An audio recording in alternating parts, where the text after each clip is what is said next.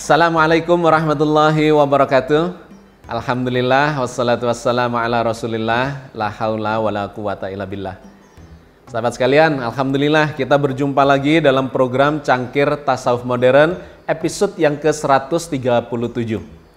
Hari ini kita akan melakukan kajian yang sangat menarik terkait dengan sejumlah pertanyaan yang muncul di forum kita maupun sering saya terima di berbagai forum. Yaitu ada yang bertanya, apakah orang-orang yang non-muslim itu bisa masuk surga? Atau dalam konteks Al-Quran digunakan istilah orang-orang Yahudi, orang-orang Nasrani, orang Sabi'in, dan orang Majusi. Apakah mereka berpeluang untuk masuk surga? Tentu saja ini adalah sebuah pertanyaan yang sangat menarik dan kemudian perlu diklarifikasi. Karena pertanyaan yang seputar ini sesungguhnya ada disinggung di dalam Al-Quran Al-Karim. Sehingga ada yang mempertanyakan apakah benar mereka itu bisa masuk surga. Oke sahabat sekalian, kita akan melakukan klarifikasinya karena ada yang mempertentangkan ini dengan ayat yang lain yang mengatakan bahwa agama yang benar itu sesungguhnya adalah Islam. Dan barang siapa mencari agama selain Islam, maka dia menuju pada ketersesatan. Oke, kita akan melakukan klarifikasinya dengan mengutip ayat yang dimaksudkan itu.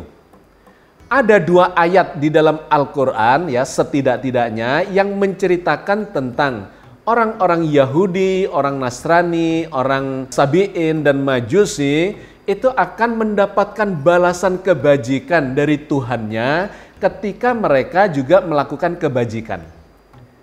Nah, mari kita cermati ayatnya, kita cermati kalimat-kalimat yang ada di dalamnya. Yang pertama adalah yang difirmankan Allah di dalam surat Al-Baqarah ayat 62. Innalladzina amanu walladzina hadu wan nasara was-sabiina man amana billahi wal yaumil akhir wa amila sholihan falahum ajruhum inda rabbihim wala khaufun alaihim wala hum yahzanun. Sesungguhnya orang-orang mukmin, orang-orang Yahudi, orang-orang Nasrani dan orang-orang Sabi'in, siapa saja di antara mereka yang benar-benar beriman kepada Allah hari kemudian dan beramal saleh, mereka akan menerima pahala dari Tuhan mereka. Tidak ada kekhawatiran kepada mereka dan tidak pula mereka bersedih hati. Sepintas lalu ayat ini memberikan informasi kepada kita yang menyamakan antara orang-orang yang beriman, orang-orang Yahudi, orang-orang Nasrani, dan kemudian Sabi'in, bahwa ketika mereka beriman kepada Allah, kepada hari akhir, dan kemudian melakukan kebajikan, maka mereka akan mendapatkan pahala dari Tuhan mereka. Jadi ini sangat menarik dan kemudian memunculkan interpretasi yang kontroversial. Lantas ada yang mempertanyakan seperti yang saya kemukakan di depan tadi. Loh, berarti orang-orang yang selain muslim, yang mukmin, ya, disebutlah di situ secara spesifik orang-orang Yahudi itu bisa masuk surga. Orang-orang Nasrani itu bisa masuk surga dan Sabi'in juga bisa masuk surga. Meskipun di situ diberikan persyaratannya, yaitu ketika mereka beriman kepada Allah, beriman kepada hari akhir dan melakukan kebajikan-kebajikan. Pasti kebajikan mereka akan mendapatkan pahala, balasan kebajikan dari Tuhan mereka. Bahkan masih ditambah lagi, tidak ada kekhawatiran. Tidak ada ketakutan atas hal itu. Pasti Allah menjamin memberikannya kepada mereka. Nah, ayat semacam ini ternyata diulang lagi oleh Allah dengan redaksi yang mirip di surat yang berbeda, yaitu surat Al-Maidah ayat 69. Innalladzina amanu walladzina hadu was-sabiuna wan nasara man amana billahi wal yaumil akhir wa amila sholihan fala khaufun alaihim wala hum yahzanun. Sesungguhnya orang-orang mukmin, orang-orang Yahudi, Sabi'in Dan orang-orang Nasrani, siapa saja yang benar-benar saleh, berbuat amal kebajikan, maka tidak ada kekhawatiran terhadap mereka dan tidak pula mereka bersedih hati. Jadi kedua ayat ini memberikan jaminan. Allah memberikan jaminan, tidak usah khawatir, tidak usah bersedih hati. Ketika mereka memenuhi syaratnya itu, maka siapapun itu akan mendapatkan balasan kebajikan. Yang menarik kemudian ada yang mempertanyakan dan memperbandingkan dua ayat itu dengan firman Allah lainnya yang mengatakan bahwa agama yang diterima oleh Allah itu ya cuma Islam saja, yang lainnya tidak. Nah, ayat itu atau firman itu ada di dalam surat Ali Imran ayat 19. Inna dina indallahil Islam wa mahtalafal ladzina utul kitaba illa min ba'di ma ja'ahumul ilmu baghyan bainahum wa may yakfur bi ayatillahi fa innallaha sari'ul hisab. Sesungguhnya agama di sisi Allah hanyalah Islam. Tiada berselisih orang-orang yang telah diberi Alkitab kecuali sesudah datang pengetahuan kepada mereka karena kedengkian di antara mereka. Barang siapa yang ingkar terhadap ayat-ayat Allah, maka sesungguhnya Allah sangat cepat hisabnya. Ayat ini memberikan dua informasi penting kepada kita. Yang pertama, menurut ayat ini, agama yang diakui, diridhoi oleh Allah cuma satu, yaitu agama Islam. Yang kedua, digambarkan para ahli kitab yang menerima kitab suci sebelum Al-Quran, yaitu Taurat dan Injil, yang ini kaitannya nanti dengan Yahudi dan Nasrani, ternyata mengalami perselisihan pendapat dan melakukan perubahan-perubahan terhadap ayat-ayat yang dulunya tercantum di dalam Taurat dan Injil itu. Terjadi perselisihan dan kita memang melihat itu di dalam sejarah. Terjadi atau terdapat sekian banyak versi terhadap kitab suci itu. Lantas ayat itu ditutup, barang siapa ingkar kepada ayat-ayat Allah, maka Allah akan menghisapnya, akan mengadilinya kelak. Jadi ayat ini memunculkan clue, sebuah warning kepada para ahli kitab yang melakukan perubahan-perubahan terhadap ayat-ayat yang otentik dari kitab suci sebelumnya. Sehingga muncul kesan dan kesimpulan bahwa yang dimaksud sebagai satu-satunya agama, yaitu adalah Islam, sesungguhnya itu sudah terjadi sejak zaman dahulu.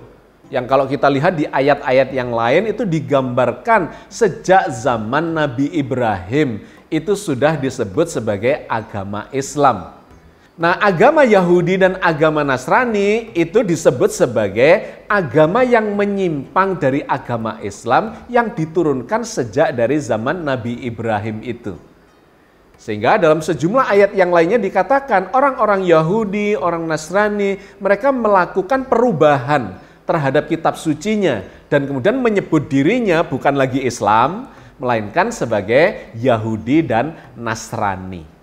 Maka di ayat yang lain dalam surat Ali Imran 85 Allah menegaskan bahwa memang agama yang seharusnya dianut itu adalah agama Islam, tidak diterima selain agama Islam itu, yaitu agama yang diturunkan sejak zamannya Nabi Ibrahim alaihissalam. Di dalam surat Ali Imran ayat 85 Allah berfirman, "Wa may yabtaghi ghairal islami dinan falyuqbala minhu wa huwa fil akhirati minal khasirin." Barang siapa mencari agama selain agama Islam, maka sekali-kali tidak akan diterima agama itu darinya dan dia di akhirat termasuk orang-orang yang merugi. Jadi kita mulai mendapatkan benang merahnya, kejelasannya. Siapakah orang yang disebut sebagai Yahudi dan Nasrani itu? Mereka adalah ahli kitab. Orang-orang umat yang menerima kitab suci sebelum Al-Quran. Taurat di zamannya Nabi Musa dan Injil di zamannya Nabi Isa. Mereka itu adalah ahli kitab. Di ayat yang berbeda digambarkan ahli kitab itu ada yang baik, ada yang tidak baik. Nah, yang tidak baik itu yang kemudian melakukan penyimpangan-penyimpangan itu. Allah memberikan banyak penjelasan di dalam firman-firmannya di surat yang berbeda. Misalnya di dalam surat Al-Maidah ayat 68. Qul ya ahlal kitabi lastum ala syai'in hatta tuqimut taurata wal injila wa ma unzila ilaikum mir rabbikum wala yazidanna katsiran minhum ma unzila ilaika mir rabbika tughyana wa kufra fala ta'sa 'alal qaumil kafirin. Katakanlah Muhammad, hei ahli kitab, kamu tidak dipandang beragama sedikit pun hingga kamu menegakkan ajaran-ajaran Taurat, Injil, dan Al-Quran yang diturunkan kepadamu dari Tuhanmu. Sesungguhnya apa yang diturunkan kepadamu, Muhammad, dari Tuhanmu akan menambah kedurhakaan dan keingkaran kepada kebanyakan dari mereka. Maka janganlah kamu bersedih hati terhadap orang-orang yang ingkar itu. Ada dua hal penting di dalam surat Al-Maidah ayat 68 ini. Yang pertama, Allah menegur kepada para ahli kitab yang melakukan perubahan-perubahan terhadap kitab sucinya itu. Mereka tidak dipandang mengikuti agama yang asli yang diturunkan oleh Nabi Ibrahim. Tidak dipandang sedikit pun mereka menjalankan agama itu, justru mereka merusak dan menyimpangkan agama yang seharusnya diikuti dengan ketaatan atas semua yang diturunkan Allah melalui para nabi sebelum Nabi Muhammad, yaitu Nabi Musa dan Nabi Isa, di mana mereka mendapatkan kitab suci Taurat dan Injil itu. Yang kedua, kemudian diperintahkan kepada Nabi Muhammad untuk menyampaikan Al-Quran sebagai wahyu yang meluruskan kembali, mengkritisi kembali penyimpangan-penyimpangan yang telah dilakukan oleh para ahli kitab itu.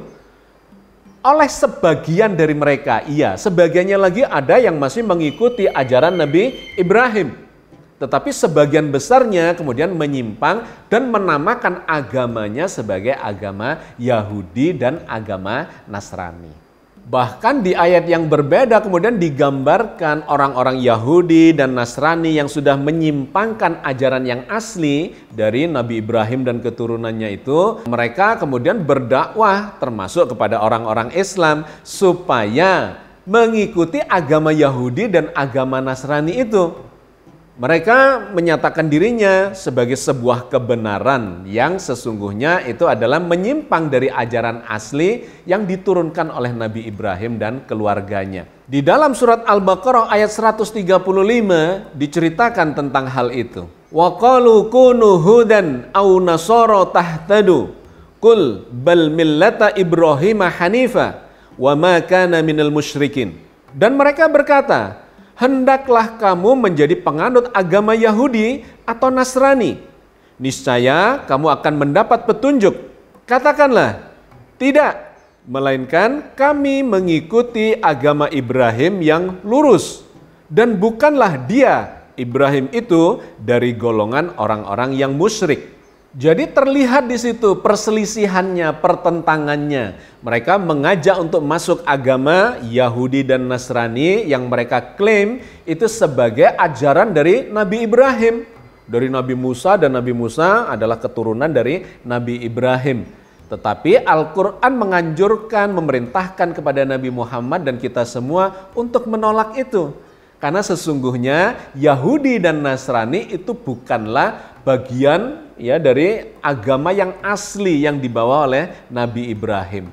Tetapi mereka melakukan klaim itu. Sehingga di ayat yang lain lagi mereka mengatakan bahwa Ibrahim itu adalah nenek moyang yang menyampaikan agama Yahudi dan Nasrani. Tetapi ditolak oleh Al-Quran. Dalam surat Ali Imran ayat 67 Allah berfirman, "Makana Ibrahimu Yahudiyau wala Nasraniyau walakin kana hanifan muslima wa ma kana minal musyrikin." Ibrahim bukanlah seorang Yahudi dan bukan pula seorang Nasrani. Akan tetapi dia adalah seorang yang lurus lagi berserah diri atau muslim. Dan sekali-kali bukanlah dia termasuk golongan orang-orang yang musyrik. Jadi klaim mereka terhadap Ibrahim sebagai yang memiliki agama asli dari Yahudi dan Nasrani itu ditolak oleh Al-Quran. Yang menjadi poin pentingnya adalah Nabi Ibrahim itu orang yang lurus. Dia tidak musyrik. Tidak mungkin Nabi Ibrahim mengajarkan Tuhan lebih dari satu misalnya. Nabi Ibrahim adalah seorang Muslim. Disebutkan oleh ayat ini dengan sangat eksplisit bahwa Nabi Ibrahim adalah orang yang Muslim, yang berserah diri hanya kepada Allah yang Esa dan tidak menjadi bagian dari golongan orang-orang yang musyrik, menserikatkan Allah dengan makhluknya. Dan ditegaskan di dalam ayat itu bahwa Ibrahim itu bukanlah orang Yahudi, bukan orang Nasrani. Justru sesungguhnya orang-orang Yahudi Nasrani yang kebanyakan adalah Bani Israel, itulah keturunan dari Nabi Ibrahim, iya, tetapi agamanya sudah mengalami penyimpangan. Sudah dipindah-pindahkan, diubah-ubah ayatnya. Ketika mereka terus melakukan klaim terhadap Ibrahim sebagai nenek moyang mereka dan yang menurunkan agama itu, sekali lagi Allah kemudian memberikan penegasan di ayat yang berbeda. Bukan, kamu coba pikirkan, Ibrahim itu adalah nenek moyang dari orang-orang Yahudi dan Nasrani, dari Bani Israel. Jangan kemudian disebutlah dia sebagai orang Yahudi, orang Nasrani. Kebalik kata Al-Quran. Allah menjelaskannya di dalam surat Ali Imran ayat 65. Ya ahlal kitabi lima tuhajjuna fi Ibrahima wa ma unzilatit tauratu wa inzilu illa mim ba'dih afala ta'kilun. Wahai ahli kitab, mengapa kamu membantah tentang hal Ibrahim? Padahal Taurat dan Injil tidak diturunkan melainkan sesudah Ibrahim. Apakah kamu tidak berpikir? Jadi sangat jelas dan telak argumentasi dari dalam Al-Quran. Rebutan tentang Nabi Ibrahim itu yang mereka klaim sebagai Nabi yang menurunkan agama mereka. Sehingga disebutlah Ibrahim itu Yahudi dan Nasrani. Bukan kata Al-Quran. Lawang Yahudi dan Nasrani itu sesungguhnya turun sesudah zamannya Nabi Ibrahim jauh. Dari Nabi Ibrahim menurunkan Ismail dan Ishak. Kemudian anaknya Ishak, ya keturunan Ibrahim melalui jalur Nabi Ishak adalah Yakub yang menurunkan Bani Israel itu. Sesudah itu masih ada beberapa nabi, diantaranya adalah Nabi Musa dan kemudian nanti ujungnya ada di Nabi Isa, Taurat dan Injil. Jadi tidak masuk akal kalau kemudian mereka mengklaim Ibrahim adalah orang Yahudi dan orang Nasrani. Karena Yahudi dan Nasrani itu jauh generasinya sesudah Nabi Ibrahim. Jadi luar biasa Al-Quran menceritakan tentang hal ini bahwa Nabi Ibrahim adalah seorang yang hanif, yang muslim, yang tidak musyrik, yang hanya berserah diri kepada Allah penguasa seluruh jagat raya semesta ini.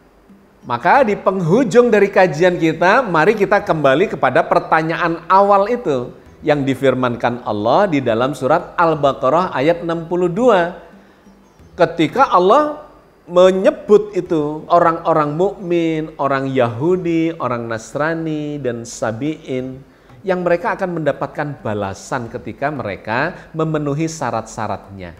Apa saja syaratnya? Untuk bisa mendapatkan pahala balasan dari Allah atas kebajikan yang mereka lakukan. Mari kita baca ulang firman Allah di dalam surat Al-Baqarah 62 itu. Innalladzina amanu walladzina hadu wan nasara was-sabiina man amana billahi wal yaumil akhir wa amila sholihan falahum ajruhum inda rabbihim wala khaufun alaihim wala hum yahzanun. Sesungguhnya orang-orang mukmin, orang-orang Yahudi, orang-orang Nasrani, dan orang-orang Sabi'in, siapa saja di antara mereka yang benar-benar beriman kepada Allah, hari kemudian dan beramal saleh, mereka akan menerima pahala dari Tuhan mereka. Tidak ada kekhawatiran kepada mereka dan tidak pula mereka bersedih hati. Mudah-mudahan sudah ketangkap benang merahnya bahwa yang dimaksudkan mereka atau siapa saja yang bisa mendapatkan pahala itu adalah yang memenuhi syarat itu. Ada 3 syaratnya. Yang pertama adalah jika mereka beriman hanya kepada Allah. Maka perlu dipertanyakan apakah orang-orang Yahudi dan Nasrani itu tetap beriman kepada Allah ataukah sudah beriman kepada selain Allah. Ketika mereka beriman kepada Allah saja, maka mereka akan mendapatkan balasan kebaikan atas kebajikan yang mereka lakukan. Satu. Yang kedua, apakah mereka beriman kepada hari pengadilan, di mana Allah akan mengadili semua perbuatan kita selama di dunia. Orang yang baik mendapat balasan kebaikan dan orang yang jahat akan mendapatkan balasan keburukan. Dua. Yang ketiga, melakukan amalan soleh, artinya benar-benar berlaku atau menjalankan kebajikan, beragama bukan hanya teori, tetapi mempraktekkan semua ajaran kebajikan yang diajarkan oleh Allah melalui para rasulnya. Mulai dari diri sendiri yang jujur, yang sabar, yang ikhlas dan memberi manfaat kepada banyak orang, baik orang dekat maupun orang jauh dan seluruh kemanusiaan, benar-benar melakukan kebajikan, maka dia akan mendapatkan pasti. Tidak usah khawatir, tidak usah takut ya terhadap janji Allah itu. Tetapi perlu diperhatikan syaratnya itu. Yaitu orang yang beriman hanya kepada Allah, yang kedua beriman kepada hari pengadilan, hari akhir, dan yang ketiga benar-benar menjalankan kebajikan dalam hidupnya. Jadi sesungguhnya tidak ada pertentangan ayat ini dengan ayat-ayat yang lain yang sudah kita bahas sebelumnya tadi yang mengatakan bahwa inna dina indallahil Islam. Sesungguhnya agama di sisi Allah itu ya cuman Islam, agama yang berserah diri hanya kepada Allah Azza wa Jalla. Itu menjadi salah satu syarat beriman hanya kepada Allah. Tapi kalau dia berimannya kepada selain Allah, ya tidak berlaku syarat itu. Nah sahabat sekalian, sebagai penutup, kalaupun kemudian ini menjadi sebuah perdebatan panjang yang tidak selesai, ya perselisihan ini dalam kehidupan kita di dunia, maka kata Allah, Allah sendiri yang akan mengadili perselisihan itu nanti di hari kiamat. Allah berfirman di dalam surat Al-Hajj ayat 17. Innalladzina amanu walladzina hadu was-sabiina wan-nasara wal-majusa walladzina asyraku innallaha yafsilu bainahum yaumal qiyamah. Innallaha ala kulli syai'in syahid. Sesungguhnya orang-orang yang beriman, orang-orang Yahudi, orang-orang Sobiin, orang-orang Nasrani, orang-orang Majusi, dan orang-orang musyrik, Allah akan memberi keputusan di antara mereka pada hari kiamat. Sesungguhnya Allah menyaksikan segala sesuatu.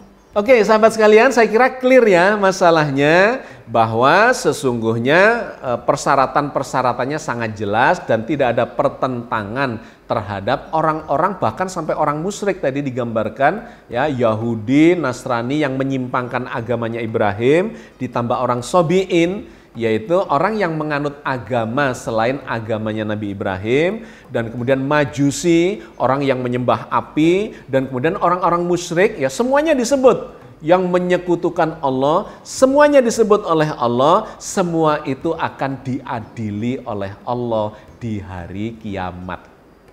Jadi bukan wilayah kita untuk mengadili mereka dan menuding-nuding mereka. Sudahlah, serahkan saja kepada Allah Azza wa Jalla yang maha adil lagi maha bijaksana. Mudah-mudahan Allah senantiasa membimbing kita di atas jalan yang diridhoinya. Amin ya rabbal alamin. Assalamualaikum warahmatullahi wabarakatuh.